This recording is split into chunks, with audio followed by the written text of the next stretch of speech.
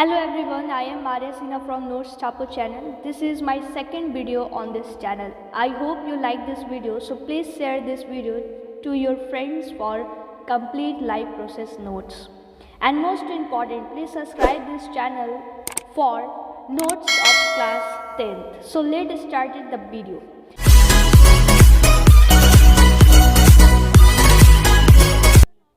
Today we describe about function of nephron in kidney with well-labeled diagram. Now we describe what is nephron and where it is located. Nephron are the structural and functional unit of kidney, and nephron are present in both kidney. Each kidney has million of nephron and it's form the basic structural and functional unit of the kidney. Each kidney nephron has two parts. First one is Malpighian body and second one is renal tube. Now we discuss about two tubes. First one, Malpighian body. Malpighian body is made up of cup-like structure called Bowman's capsule, which enclosed a bunch of capillaries called glomerulus. As you can see in this diagram, जैसा कि आप लोग सब कुछ देख रहे हैं कि यहाँ पे एफरेंट आर्ट्रिकल एंड एफरेंट आर्ट्रिकल।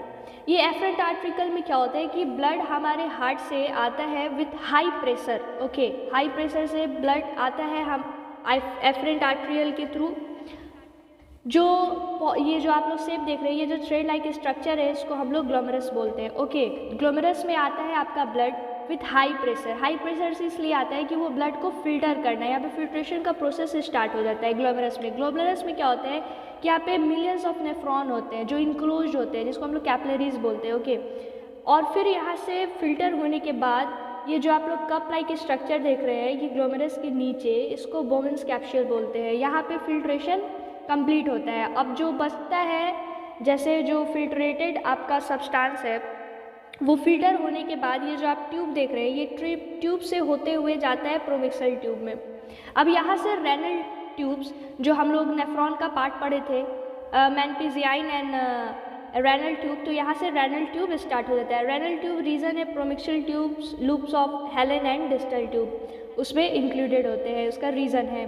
तो प्रोमिक्सल ट्यूब में ये ब्लड आपका आएगा, प्रोमिक्सल ट्यूब से होते हुए आपका लूप ऑफ हेलन में जाएगा। लूप ऑफ हेलन, जैसे आप लोग यहाँ पे शेप देख रहे हैं, ये लूप शेप का है, इसे हम लोग लूप ऑफ हेलन बोलते हैं। लूप ऑफ हेलन से होते हुए ये पहुँचेगा आपका डिस्टल ट्यूब में। यहाँ पे सबसे बड़ा प्रोसेस होता है जिसको हम लोग रीएब्जॉर्प्शन बोलते हैं। यहाँ पे क्या होता है कि जो ब्लड होता है, जो ब्लड फिल्टरेटेड ब्लड है, उसको री अगेन फिल्टर किया जाता है। जैसे उसमें विटामिन, सॉल्ट और ग्लूकोज को रीअब्जॉर्ब किया जाता है थ्रू किसके प्रोसेस से, तो ऑस्मोसिस के प्रोसेस से किया जाता है।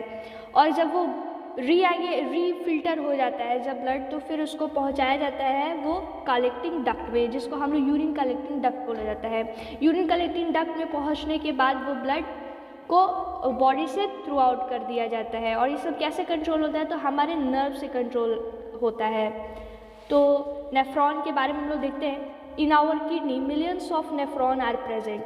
हमारी किडनी में मिलियंस ऑफ नेफ्रॉन प्रेजेंट है। This nephron helps in excretion of waste from kidney by different two process. जो फर्स्ट प्रोसेस है उसको हम लोग क्या बोले, फिल्ट्रेशन, जो मैलपिजियाइन ट्यूब्स में हुआ, जिसमें ग्लोमेरुलस और बोमेन्स कैप्सूल है। तो due to this we call nephron as functional unit of kidney. इसलिए हम लोग नेफ्रॉन को फंक्शनल यूनिट ऑफ किडनी बोलते हैं। अब फंक्शंस देखते हैं। तो filtration, impure blood enter into the glomerulus through afferent arteriole in very high pressure due to high pressure.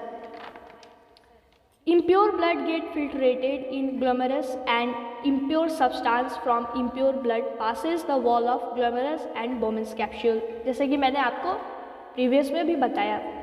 Then the substance which passes wall of glomerulus and Bowman's capsule are filtrate। जो Bowman's capsule और glomerulus capsule से जो substance जो पास हो रहा है, मतलब उसके वॉल से, अब वो क्या है, फिल्ट्रेट है, ठीक ना। फिल्ट्रेट कैसे होता है, तो वो compose of glucose, salt, urea, vitamin and इसके एक्सेस वाटर।